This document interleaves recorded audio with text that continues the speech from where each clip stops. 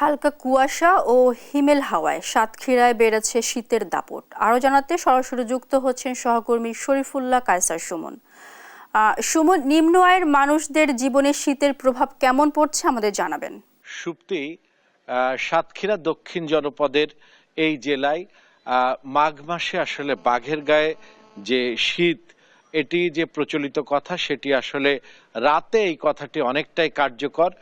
অনেক বেশি শীত পড়ছে, যে শীতের ফলে মানুষের মধ্যে শীতার্ত অবস্থা তীব্র হচ্ছে এবং একই সাথে মানুষ, বিশেষ করে বয়োজ্যেষ্ঠ মানুষ এবং শিশুরা অসুস্থ হয়ে যাচ্ছে। হাসপাতাল এবং চিকিৎসা কেন্দ্রগুলো ভরে উঠছে অসুস্থ মানুষে।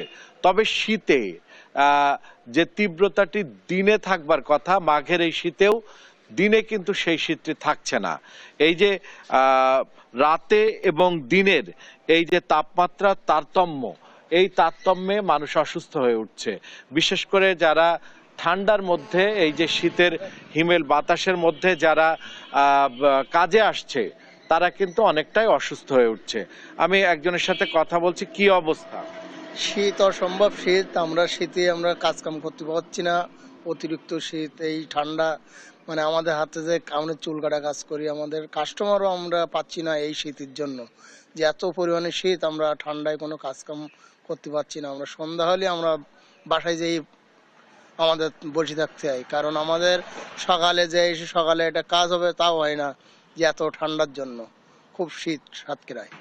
যেমনটি শুনছিলাম, শীতের মধ্যে আসলে যেসব শ্রমজীবী মানুষ যারা কাজে আসছে, তারা কিন্তু কাজের যে কাস্টমার, তারা তাও কিন্তু পাচ্ছে না বলেও আমাদের কাছে জানিয়েছে। আমরা সকাল থেকে যেসব শ্রমজীবী মানুষদের সাথে কথা বলেছি, তাদের প্রত্যেকেরই একই ধরনের অভিমত। এই ছিল সাতক্ষীরায় শীতের, এই যে মাঘ মাসের শীতের যে প্রভাব, তার সর্বশেষ সুপ্তি।